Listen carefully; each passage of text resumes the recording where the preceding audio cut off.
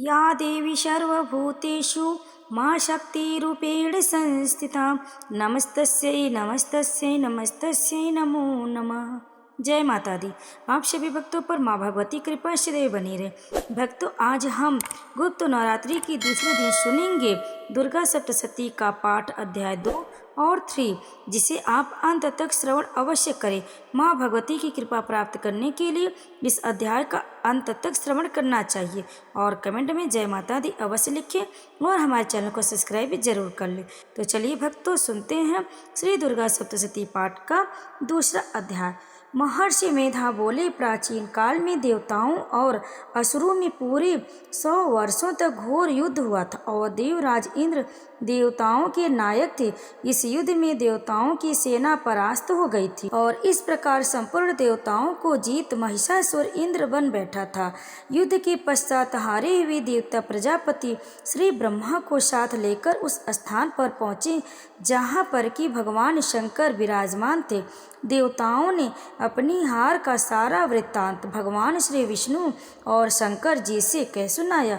वे कहने लगे कि हे प्रभु, महिषासुर सूर्य, चंद्रमा, इंद्र, अग्नि, वायु, यम, वरुण तथा अन्य देवताओं के सब अधिकार छीन कर सबका अधिष्ठाता शिवम बन बैठा है। उसने समस्त देवताओं को स्वर्ग से निकाल दिया। वह मनुष्यों की तरह पृथ्वी पर विचर रहे हैं। देवताओं की सारी करतूत हमने आपको सुना दी है और आपकी शरण में इसलिए आए हैं कि आप उनके वध का कोई उपाय सोचें।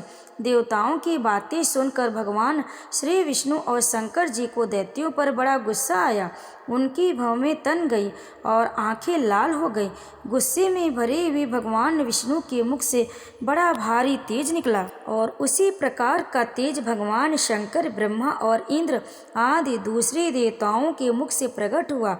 फिर वह सारा तेज एक में मिल गया और तेज का पुंज वह ऐसे दिखता था जैसे कि ज्वालमान पर्वत हो।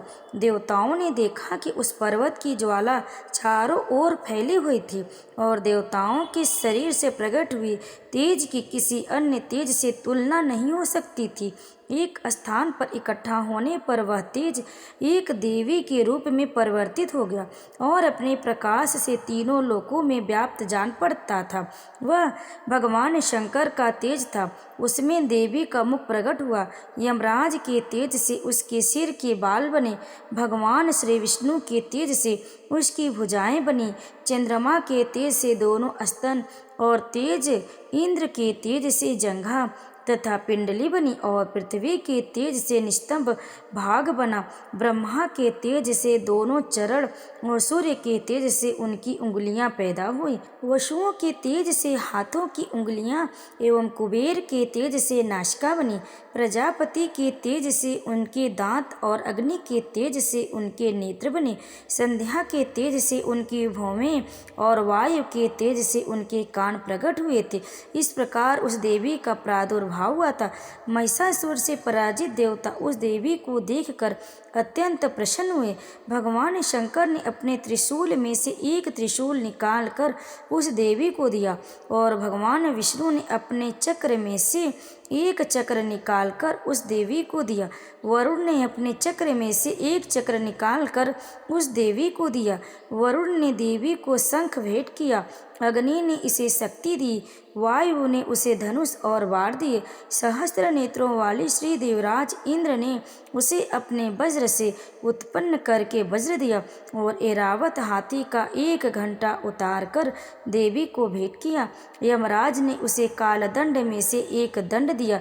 वरुण ने उसे पाश दिया। प्रजापति ने उस देवी को स्फटिक की माला दी और ब्रह्मा जी ने उसे कमंडल दिया। सूर्य ने देवी के समस्त रोमों में अपनी किरणों का तेज भर दिया।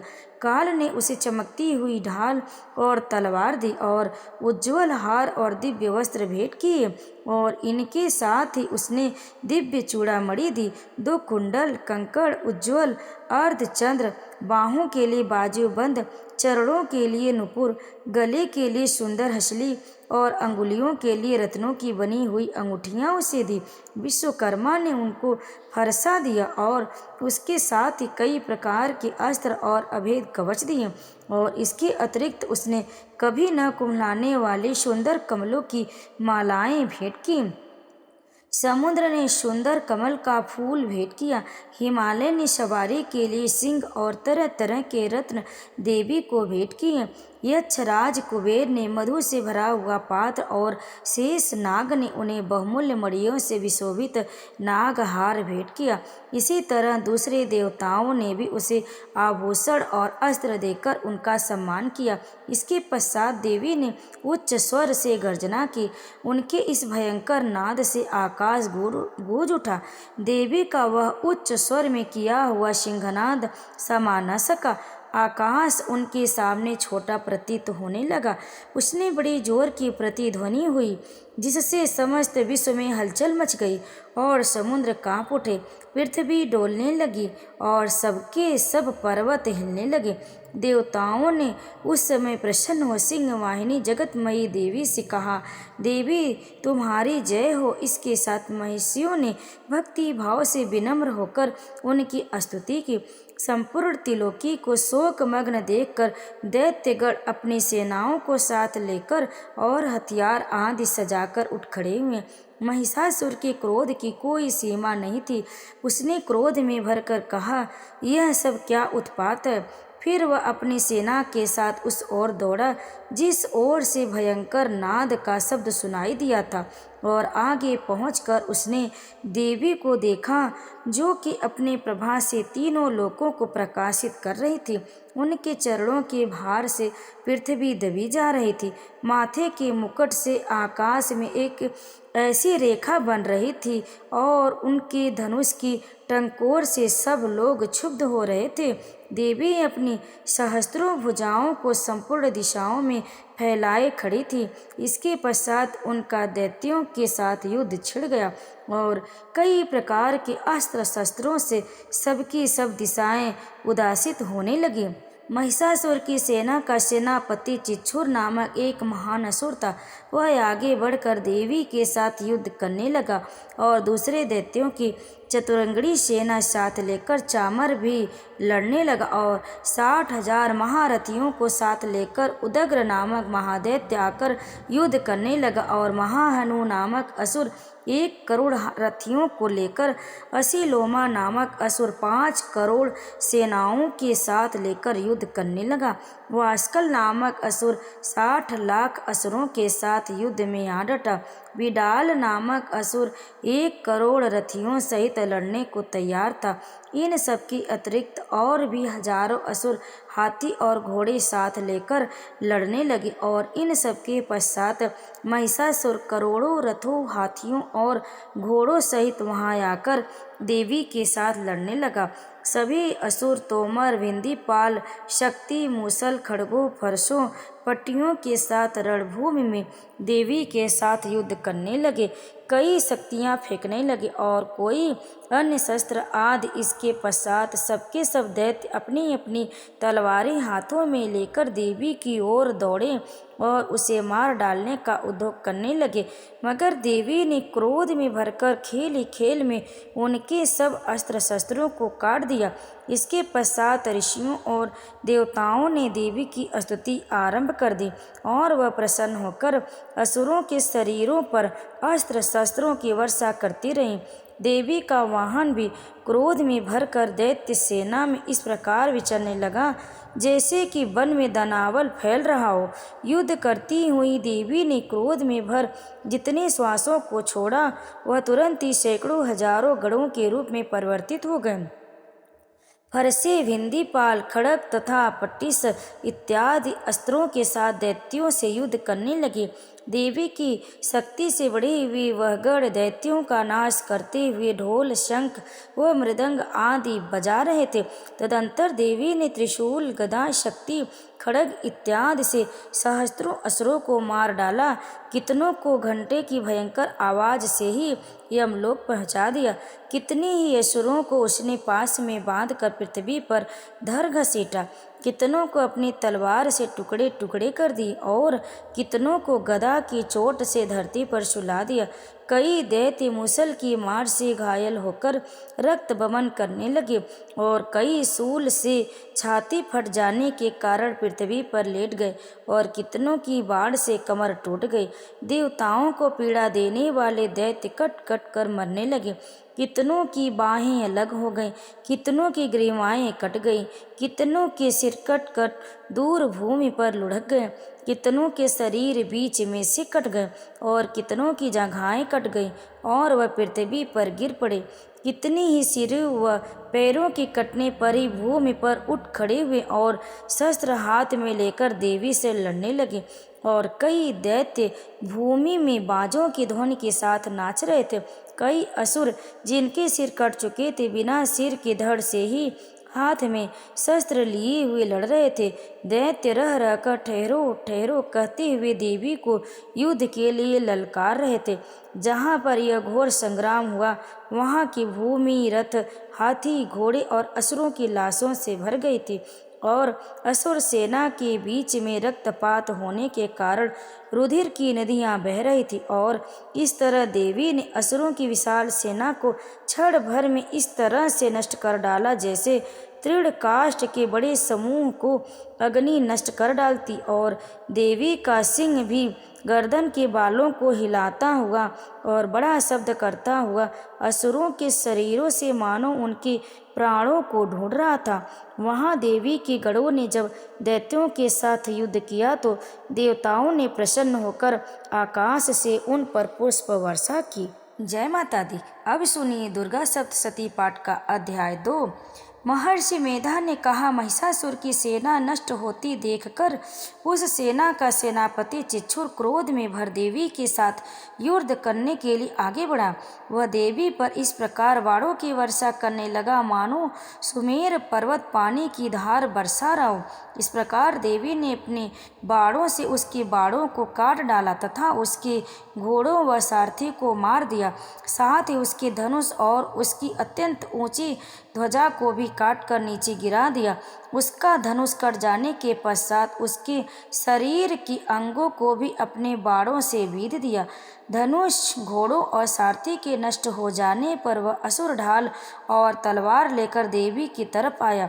उसने अपनी तीक्ष्ण धार वाली तलवार से देवी के सिंह की मस्तक पर प्रहार किया और बड़े वेग से देवी की बाईं भुजा पर वार किया, किंतु देवी की बाईं भुजा को छूते ही उस दैत्य की तलवार टूटकर 2 टुकड़ों में हो गई।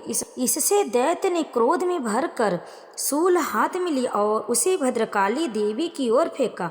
देवी की ओर आता हुआ वह शूल आकाश से गिरते हुए सूर्य के समान प्रज्वलित हो उठा।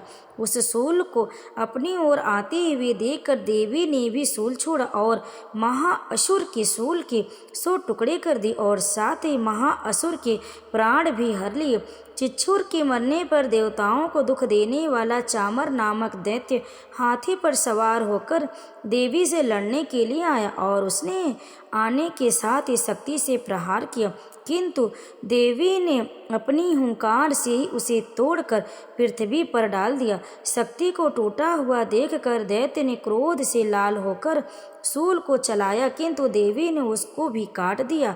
इतने में देवी का सिंह उछलकर हाथी के मस्तक पर सवार हो गया और दैत्य के साथ बहुत ही तीव्र युद्ध करने लगा।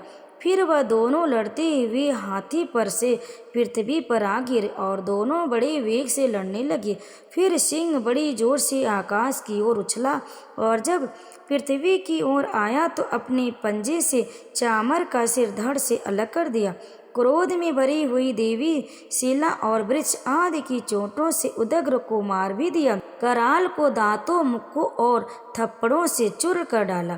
क्रुद्ध हुई देवी ने गदा के प्रहार से उद्धत दैत्य को मार गिराया। भेंदी पाल से वाष्पकल को, ब्राड़ों से ताम्र को तथा अंधक को मौत के घाट उतार दिया। तीनों नेत्रों वाली परमेश्वरी ने त्रिशूल से उग्रास्य, उग्रवीर्य और महाहनु नामक राक्षसों को मार गिराया। उसने अपनी तलवार से विडाल नामक दैत्य का सिर काट डाला तथा अपने बाणों से दुर्धर और दुर्मुख राक्षसों को यमलोक को पहुंचा दिया। इस प्रकार जब महिषासुर ने देखा कि देवी ने मेरी सेना को नष्ट कर दिया है, तो वह भैंसे का रूप धारण कर देवी के गढ़ों को दुख देने लगा। उन गढ़ों में कितनों को उसने मुख के प्रहार से, कितनों को खोरों से, कितनों को पूंछ से, कितनों को सींगों से, बहुतों को दौड़ाने के वेग से, अनेकों को सिंहनाद से, कितनों को चक्कर देकर और कितनों को श्वास वायु के झोंकों से पृथ्वी पर गिरा दिया। वह दैत्य इस प्रकार गढ़ों की सेना को गिरा देवी के सिंह को मारने के लिए दौड़ा।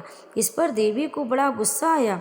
उधर दैत्य भी क्रोध में भरकर धरती को खोरों से खोदने लगा तथा सिंहों से पर्वतों को उखाड़ उखाड़ कर धरती पर फेंकने लगा और मुख से शब्द करने लगा। महिषासुर के वेग से चक्कर देने के कारण पृथ्वी क्षुब्ध होकर फटने लगी। उसकी पूंछ से टकराकर समुद्र चारों ओर फैलने लगा। हिलते हुए सींगों के आघात से मेघ खंड खंड हो गए और श्वास से आकाश में उड़ते हुए पर्वत फटने लगे। इस तरह क्रोध में भरे हुए राक्षस को देख चंडिका को भी क्रोध आ गया और वह उसे मारने के लिए क्रोध में भर गई। देवी ने पास फेंक कर दैत्य को बांध ली और उसने बध जाने पर दैत्य का रूप त्याग दिया और सिंह का रूप बना लिया। और ज्यों ही देवी उसका सिर काटने के लिए तैयार हुई कि उसने पुरुष का रूप बना लिया, जो कि हाथ में तलवार लिए हुए था। देवी ने तुरंत ही अपने बाणों के साथ उस पुरुष को उसकी तलवार ढाल सहित बीध डाला। इसके पश्चात वह हाथी के रूप में दिखाई देने लगा और अपनी लंबी सूंड से देवी के सिंह को खींचने लगा और गर्जने लगा। देवी ने अपनी तलवार से उसकी सूंड काट डाली। तब राक्षस ने एक बार फिर भैंसे का रूप धारण कर लिया और पहले की तरह चर अचर जीवों सहित समस्त त्रिलोकी को व्याकुल करने लगा। इसके पश्चात क्रोध में भरी हुई देवी बारंबार उत्तम मधु का पान करने लगी और लाल लाल नेत्र करके हंसने लगी। उधर बाल वीर्य तथा मद से क्रुद्ध हुआ दैत्य भी गरजने लगा। अपने सिंहों से देवी पर पर्वतों को फेंकने लगा। देवी अपने बाणों से उसे फेंकते हुए पर्वतों को चूड़ करती हुई बोली, ओ मूढ़, जब तक मैं मधुपान कर रही हूँ तब तक तू गरज ले और इसके पश्चात मेरे हाथों तेरी मृत्यु हो जाने पर देवता गरजेंगे। महर्षि मेधा ने कहा। यूं कहकर देवी उछलकर उस दैत्य पर जा चढ़ी और उसको अपने पैर से दबाकर शूल से उनके गले पर आघात किया। देवी के पैर से दबने पर भी दैत्य अपने दूसरे रूप से अपने मुख से बाहर होने लगा। अभी वह आधा ही बाहर निकला था कि देवी ने अपने प्रभाव से उसे रोक दिया। जब वह आधा निकला हुआ ही दैत्य युद्ध करने लगा तो देवी अपने तलवार से उसका सिर काट दिया। इसके पश्चात सारी सेना हाहाकार करती हुई वहां से भाग खड़ी हुई और सब देवता अत्यंत प्रसन्न हुए तथा ऋषियों महर्षियों सहित देवी की स्तुति करने लगे। गंधर्वराज गान करने लगे तथा अप्सराएं नृत्य करने लगी। जय माता दी। भक्तों, अब आइए माँ भगवती से अपनी पूजा के दौरान हुए गलतियों के लिए क्षमा मांगते हैं। हे परमेश्वरी, मेरे द्वारा रात दिन बहुत से अपराध होते रहते। मुझे अपना दास समझकर मेरे उन अपराधों को आप कृपा पूर्वक क्षमा करिए। परमेश्वरी, मैं आवाहन करना नहीं जानता, विसर्जन करना नहीं जानता तथा पूजा करने का ढंग भी नहीं जानता। हे माँ, मुझे क्षमा करिए। देवी सुरेश्वरी, मैंने जो मंत्रहीन, क्रियाहीन और भक्तिहीन पूजन किया है वह सब आपकी कृपा से पूरा हो। सैकड़ों अपराध करने के बाद भी जो आपकी शरण में आकर जगदम्बा कहकर पुकारता उसे वह गति प्राप्त होती है जो ब्रह्मादि देवताओं के लिए भी पाना आसान नहीं है। जगदम्बिके, मैं अपराधी हूँ किंतु आपकी शरण में आया हूँ। इस समय दया का पात्र हूँ, आप जैसा चाहें वैसा करें। हे देवी परमेश्वरी, अज्ञानवश भूल से या बुद्धि भ्रष्ट होने के कारण मैंने जो न्यूनता या अधिकता कर दी हो वह सब क्षमा करे और प्रसन्न हो। सच्चिदानंद स्वरूपा परमेश्वरी, जगत माता कामेश्वरी, आप प्रेम पूर्वक मेरी यह पूजा स्वीकार करें और मुझ पर प्रसन्न रहें। देवी सुरेश्वरी, आप गोपनीय से भी गोपनीय वस्तु की रक्षा करने वाली हैं। मेरे निवेदन किए हुए इस जप को ग्रहण कीजिए। आपकी कृपा से मुझे सिद्धि प्राप्त हो। जय माता दी। भक्तों, इस प्रकार क्षमा प्रार्थना मंत्र के पाठ से दुर्गा माता आपके जाने अनजाने में हुए सारे अपराधों को क्षमा करेंगी और उनकी कृपा सदैव आपके ऊपर बनी रहेगी। तो प्रेम से बोलिए माँ जगदम्बा की जय, माँ शेरा वाली की जय। आप सभी भक्तों पर माँ भगवती कृपा सदैव बनी रहे।